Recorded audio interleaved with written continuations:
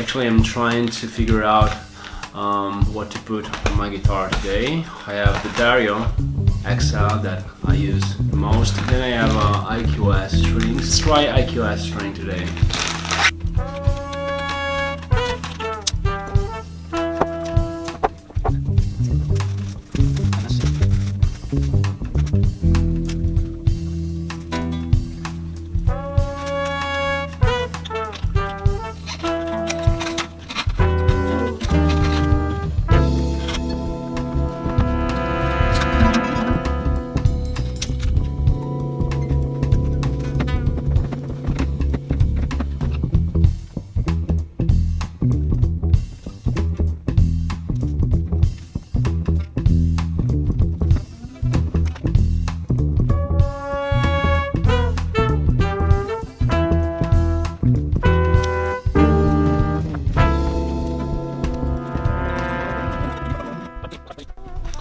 Alright, so strings change and time to grab my daughter.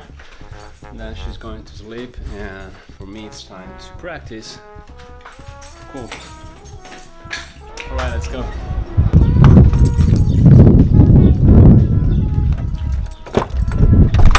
Beautiful sunny day today here, and my daughter is going to sleep today. For me it's time to practice.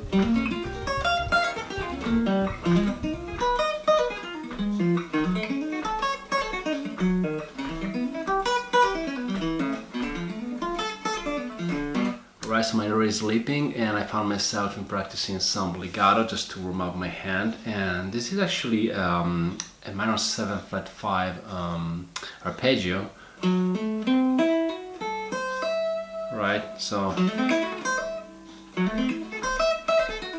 it is good to practice a little bit legato on the guitar. Right, and then move down in whole step, like without thinking too much, just to warm up a little bit my right hand. You can also experiment moving down and half step from the note G, and then moving down and down. Right. Yeah, also try maybe with a metronome. Let's see here, I have a metronome.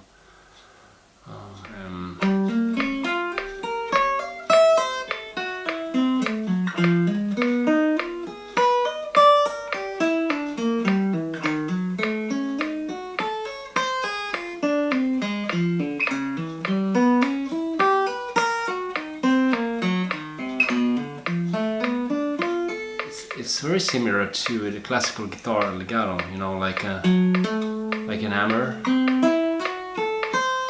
Also the descending part. I'm gonna try to speed it up the phrase, like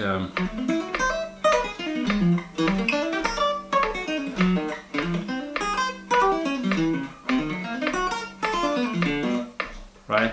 So it would be like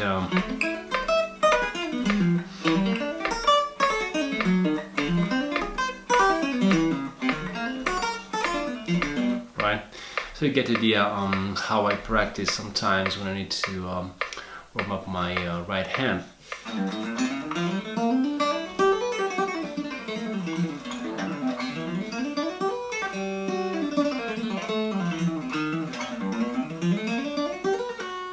Sometimes I also like to play randomly when I want to warm up my hand, and I don't want to think about any tonality, any keys. Just play randomly and try to follow my ear. For instance,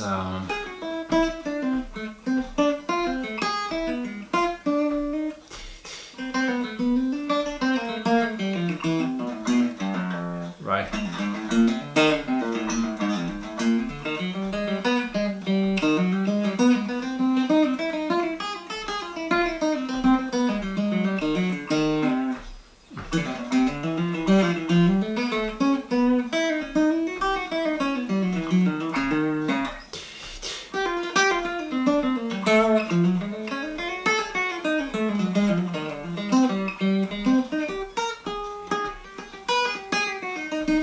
Maybe try to experiment some new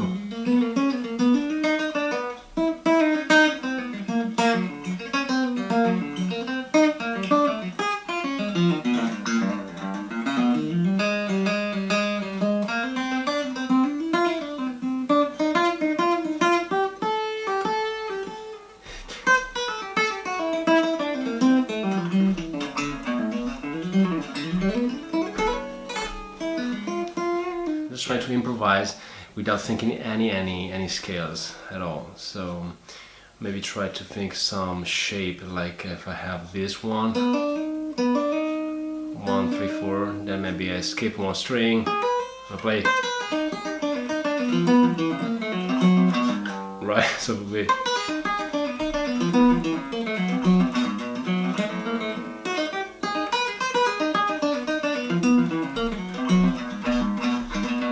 right?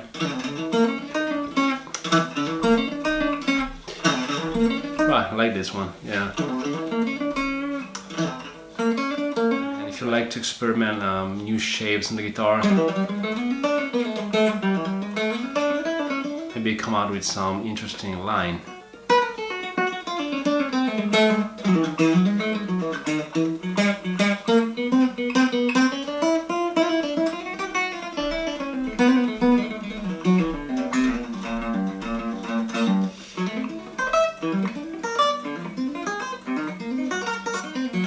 Yeah, my right hand is definitely warmed up now.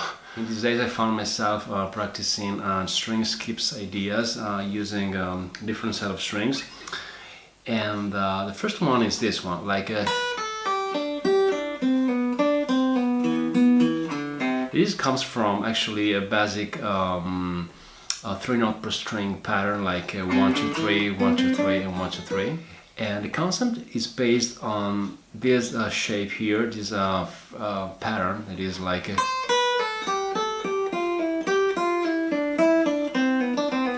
right?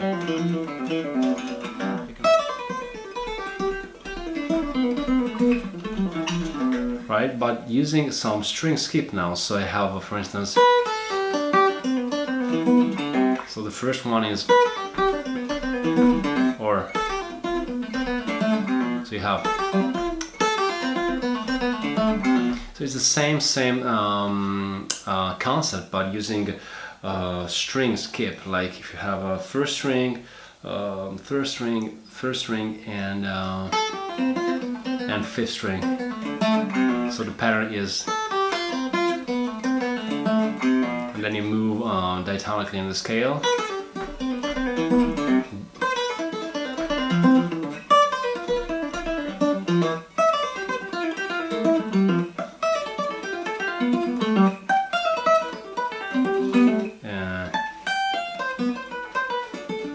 Yeah, same as here. And again, C. Wow. So if you try with the chords, it varies, so you can listen to the context. If you have a B half diminished, you can try to play this line, and then you have E.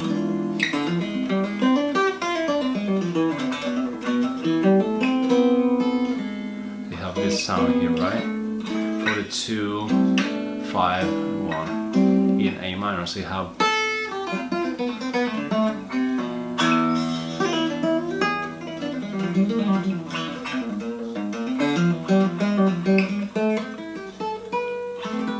it's also a great exercise for techniques. So if you want to practice with a metronome,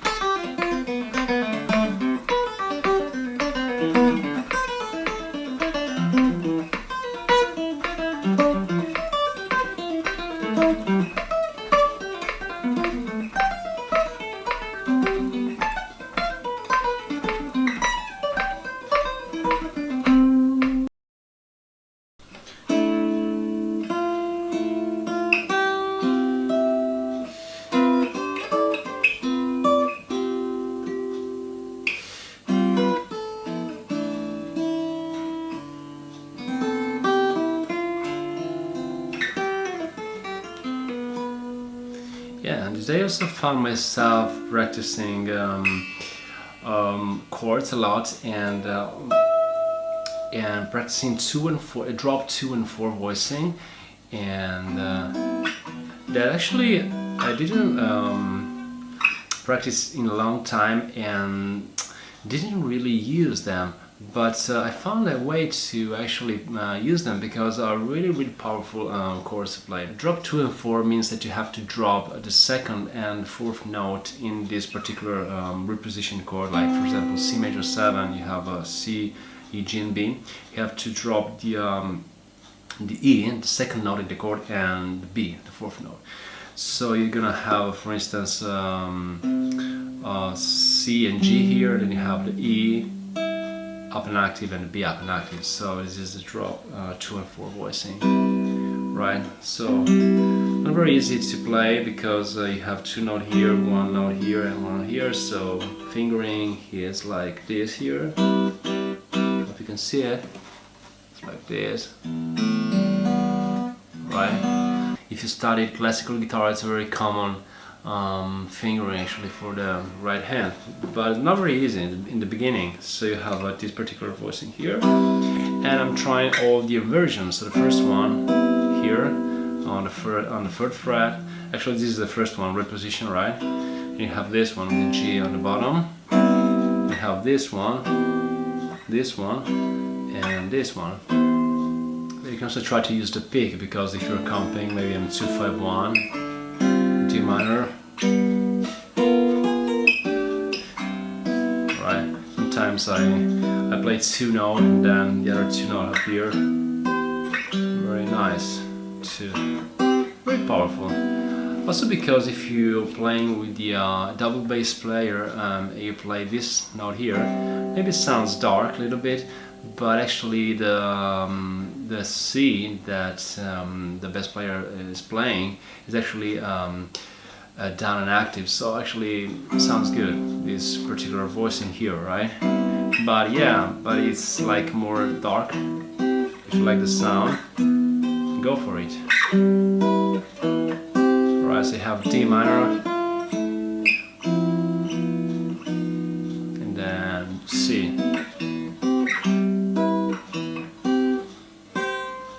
Right, so you have this kind of sound. I'm also trying to develop more modal chords, like for instance if I have a C Lydian sound and I don't want to be stuck just in this particular voicing. I'm trying to play maybe 3-note voicing like this, so moving the melody on the second string and try to play some 3-note voicing to get the sound of the Lydian mode. In this particular case it would be a C Lydian.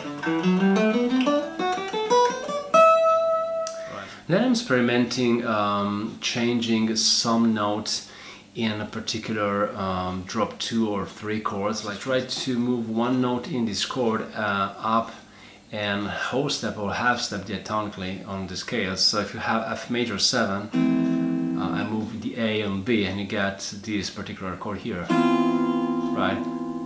So I'm thinking not the drop 3 in this particular case, but this here, this voicing that is drop 2 actually. So let's play first the scale like this. So F major 7, G7, A minor 7, B of the diminished, C major 7, D minor and E minor, and then try to move in these chords one note. So F major, you have to move the A up and whole step, so you have this sound here. That happen to be an F major 7 sharp 11 chord, right? And then on G7 you get this. Then A minor, B of diminished, and C major 7. Really nice this one. Then D and E. A super nice sound.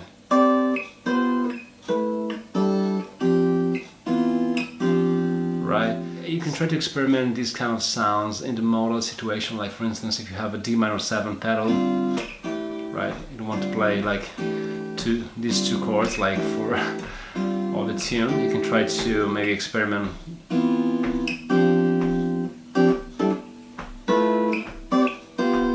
right? You get another kind of sound, right? You have to take all this material and try to put as soon as possible in the real context, otherwise you're going to play just the exercise, right? So like I said, if you have a D minor pedal, I'm trying to use this voicing now, right?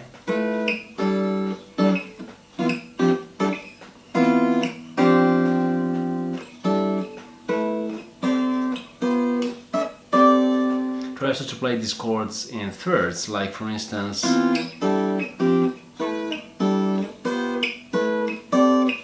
right?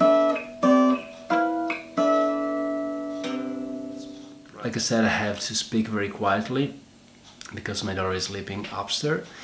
And yeah, the vlog for today is done, and I hope to catch you on the next one. These are 2 and 6 clusters because you have a second and a 6. And then you have to move this cluster up diatonically on the scale, and you get this sound here. Very nice. Also, when you have, for instance, a deep pedal, you can play right.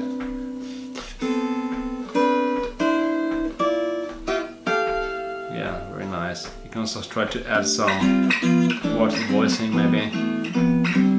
Right, like it. And then you get this sound. Right, so very, very nice. And then maybe add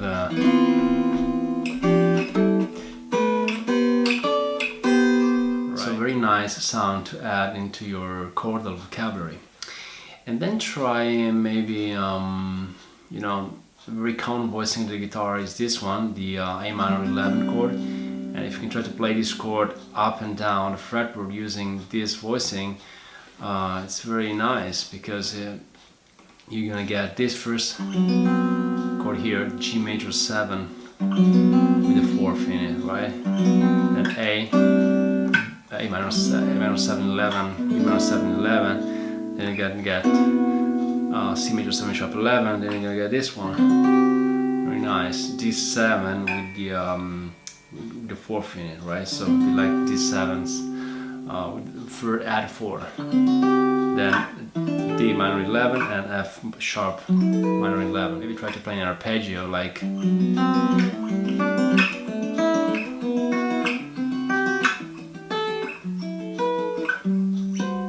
Or maybe just a bass. Like I said, I have to speak very quietly because my daughter is sleeping upstairs. And yeah, the vlog for today is done, and I hope to catch you on the next one.